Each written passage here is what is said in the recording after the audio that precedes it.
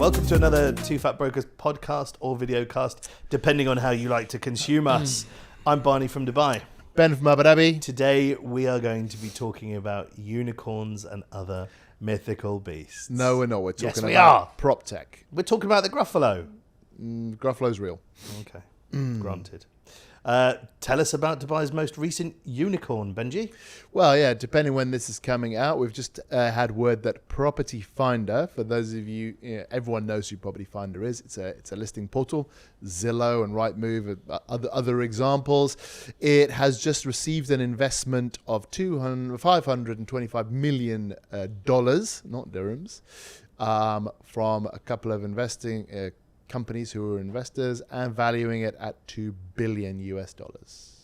Holy moly. Holy moly indeed. And so obviously again it's nice for the market where you get, I think it was BlackRock or Blackstone, one of those, where they are saying we believe in the long-term future of real estate in the UAE to the extent that we're going to put a whole load of money into it in a relatively illiquid investment, because they see that there's a future in this market. It's not just boom and bust.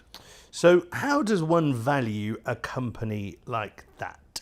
Now they've come in and obviously, as you say, valued it at $2 billion and gone, okay, well we'll give you $525 million. They're obviously looking at the books and they've gone, if we put in our $525 million, mm-hmm.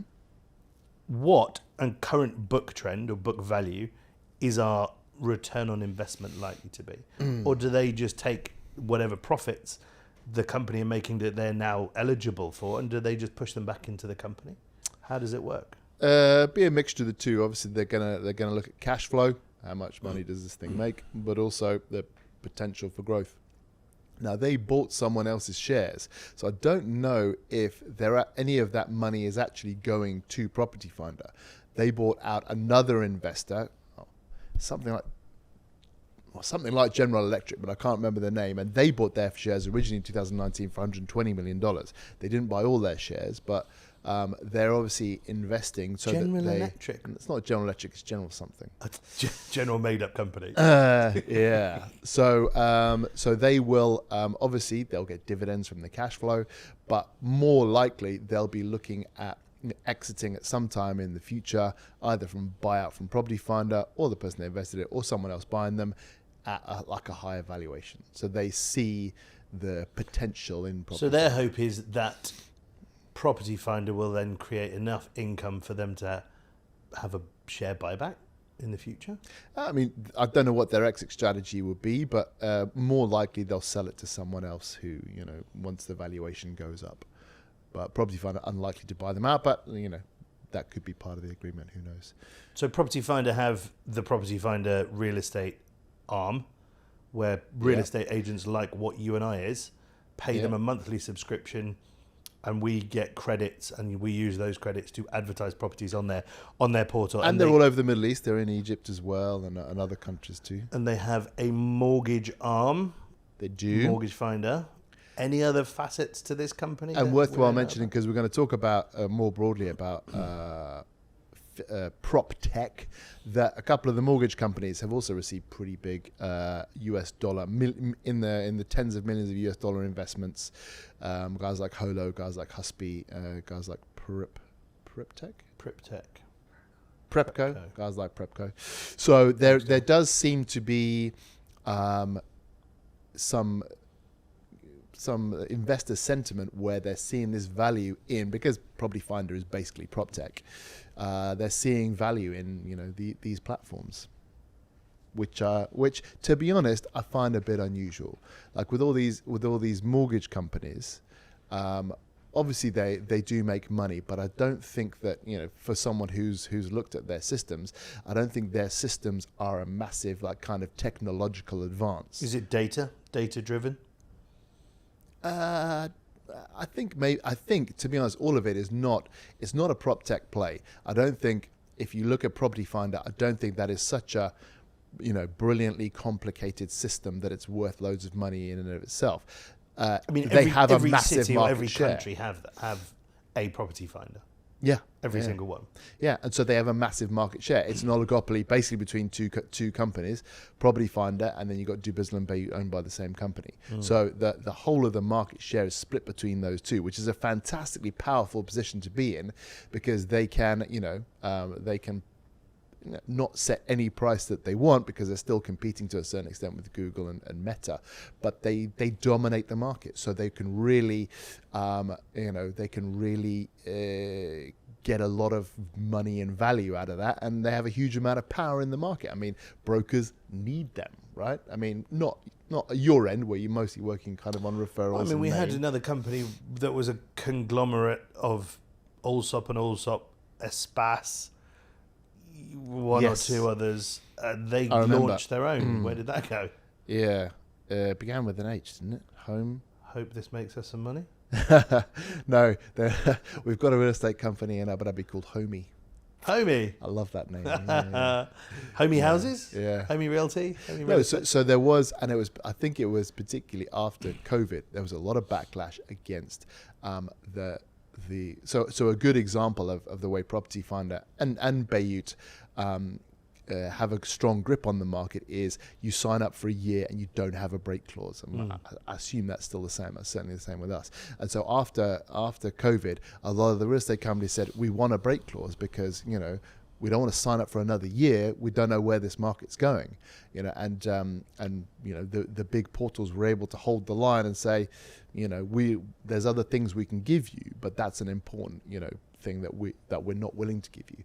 And so part of that, meant that the agencies actually kind of looked around, and some of the big ones, as you say, started their own property portal. I don't remember the name of it now. It's not a good sign. I don't know where it went. I don't think. But it's there was. But there was the issue backlash. with a real estate company setting up its own portal is you're basically saying to other real estate companies, give us your information, you can trust us, we're real estate agents. And every other real estate, they approached us, as smaller faction of a company as we are, they approached us. And your immediate response is, I ain't giving you my client details.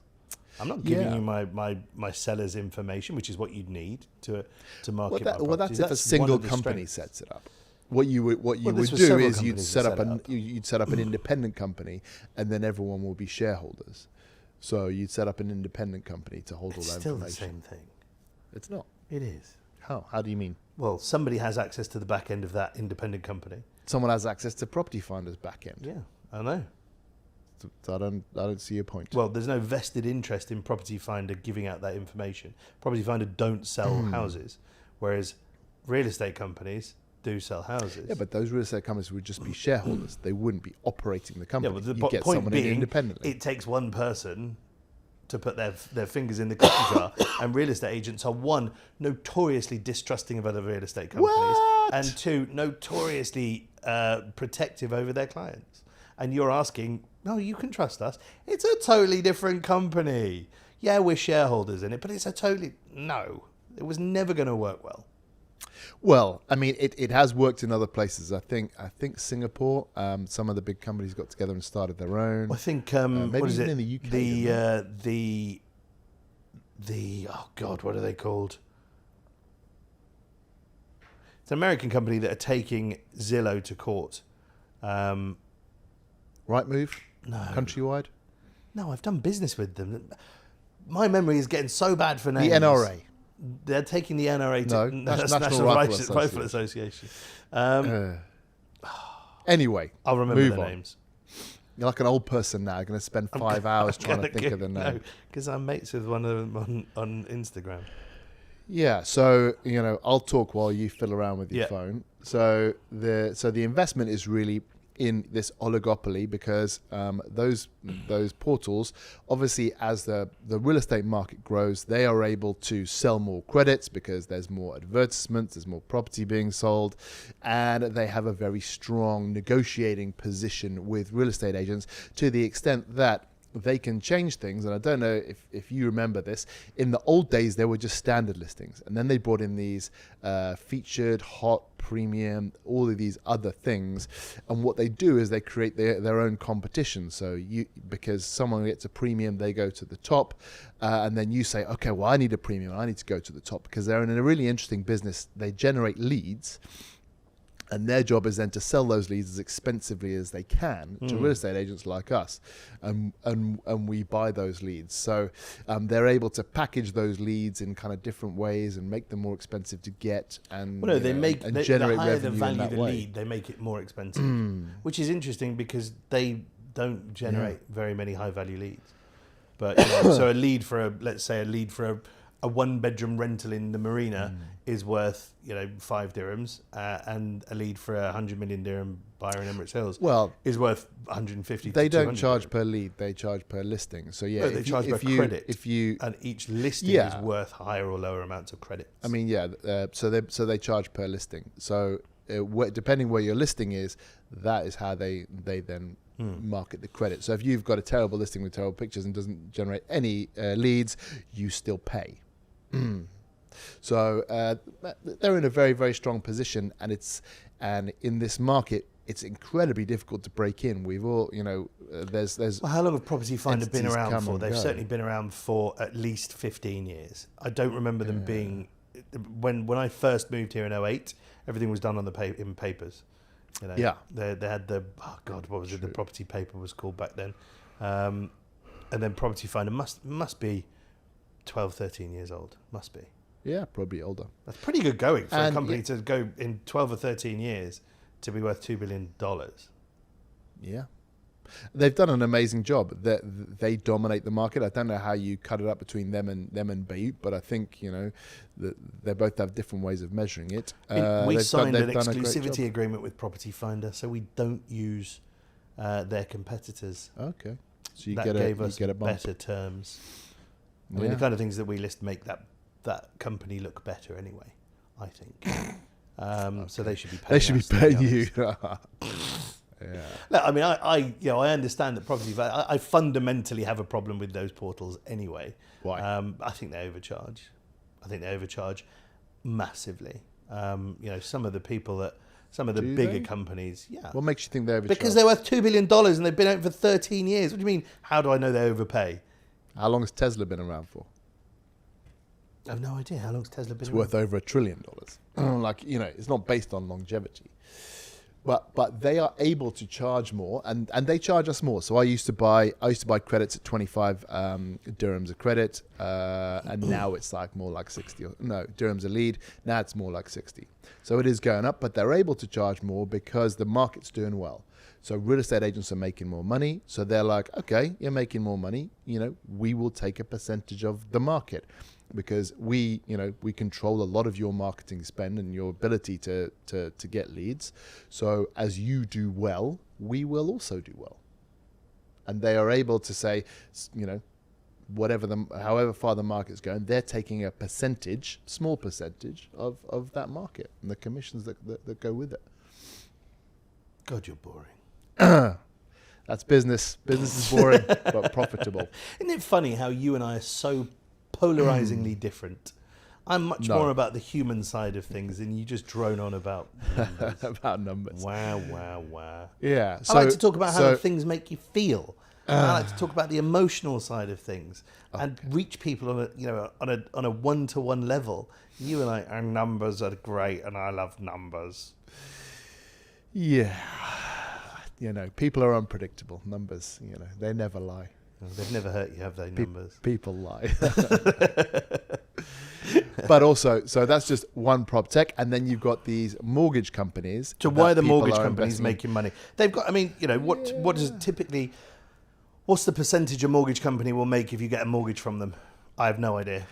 Very little, I think. So how are they worth much money? They've got to be doing high volumes. Yeah, I imagine they do pretty high volumes. I don't imagine they make more than 5-10 grand. Well, depending on how big the mortgage is, but obviously the mortgage market here is still dominated by the banks. People go to their bank or go to a bank. Mortgage providers, they're still quite small, and I think the gamble is that, or the bet is from these guys that will change. That more and more people will go to independent mortgage advisors. And so their business will grow and their income will grow. But I don't think it's a bet on Proptech, because I don't think the technology that these guys use is particularly I'm particularly doing well. a search to find out what percentage. It's important that you do Google searches in the middle of our podcast. I mean, that's why people are here, to watch you look at No, it's longingly at your important, right? phone. Okay, so historically, since 2018, cash payment account for 84.4% of real estate deals in Dubai, whilst mortgages made up just 15.6% of secondary market transactions. Wow, that's interesting. I don't think it's any cash is nearly as strong in Abu Dhabi. Other I think we've got estimate, much this more is mortgages. UAE. This is UAE. Yeah. Oh no, that was Dubai. My Yeah. question to ChatGPT was in the UAE. Others estimate in the region has suggested that 70 to 80% of property transactions in Dubai were cash-based. It's not me asking Dubai. This is just ChatGPT going, well, no one cares about Abu Dhabi. We'll just talk about Dubai. Yeah, we have the figures in Abu Dhabi. I could check for sure.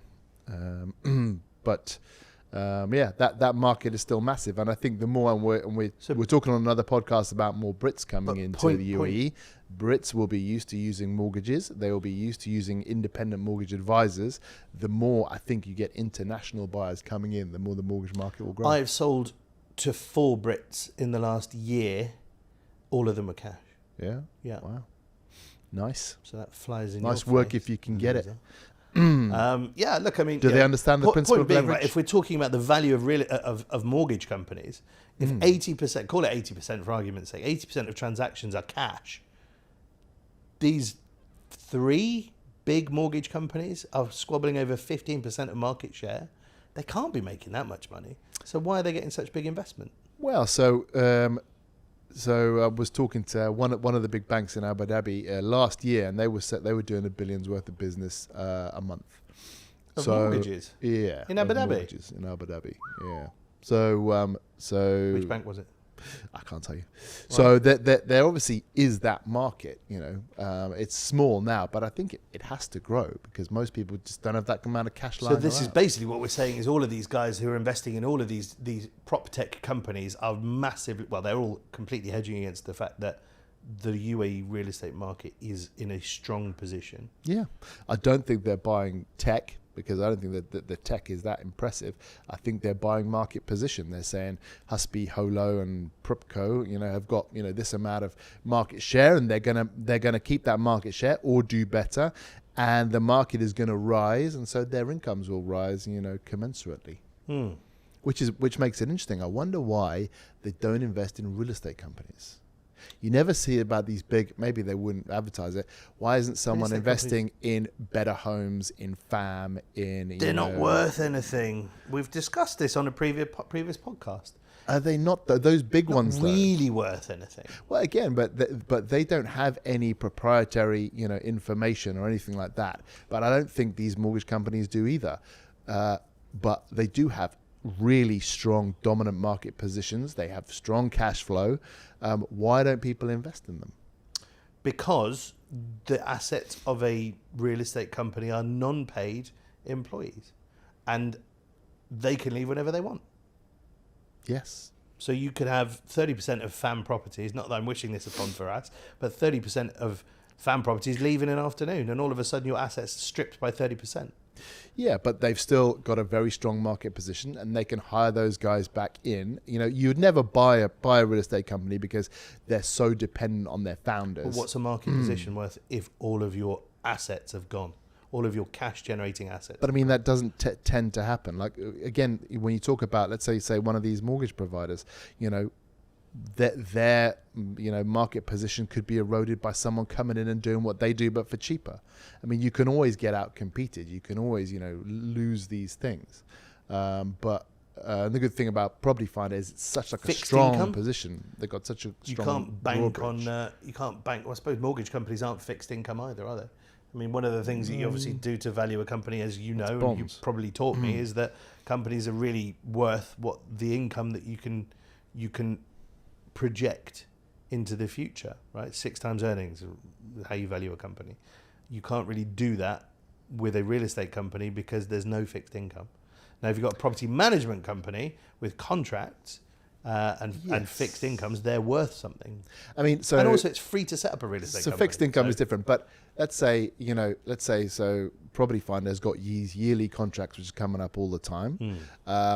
mortgage companies, they don't have any like contracts where they can, or maybe some of them might have contracts with developers where they get priority access to people, on projects that are handing over, but it's not guaranteed income.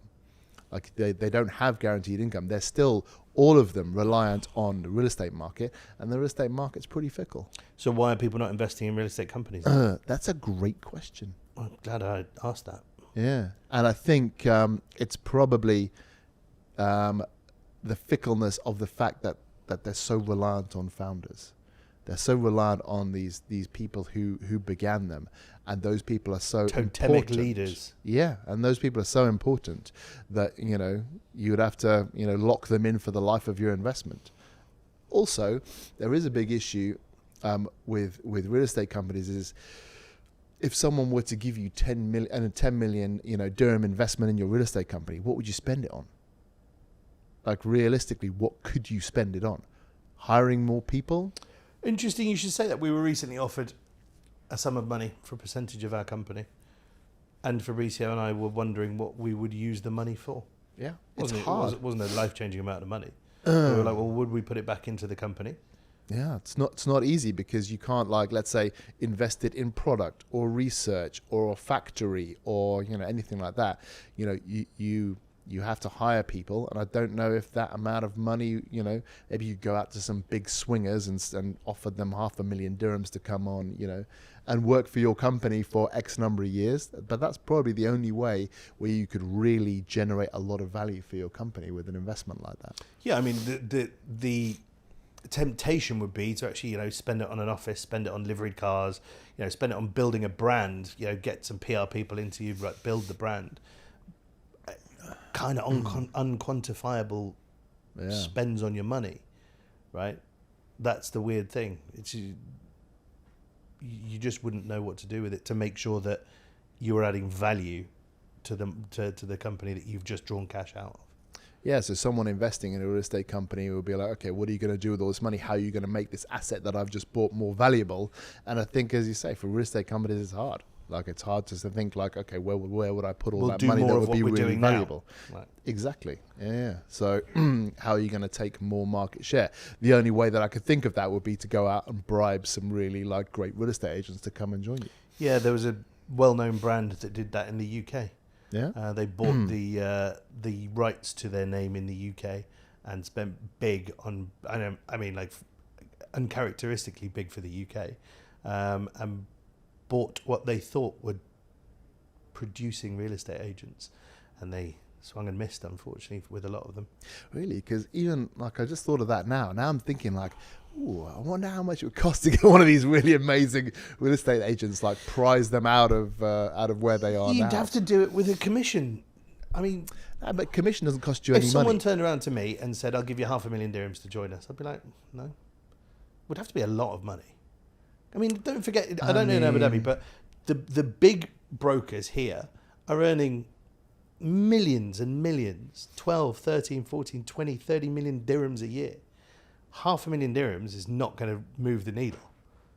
Well, I don't think maybe you'd be able to get those massive guys, but to get, tier 2, if you be like, there's 100 grand, come and join me, we'll match whatever you're on now, whatever that would be, 60, 70% split. If I was clever, I'd just go back to my employer and go, look what I've just been offered. Maybe. But then you'd have to say, okay, but you need to be with me for 2 years or whatever it is. And then you hope that, the culture of your business and the way your the other offering is going to kind of keep them in.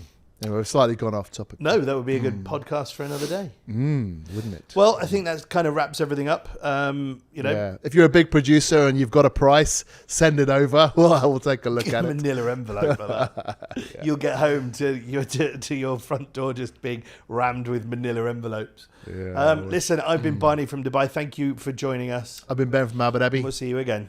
Bye-bye.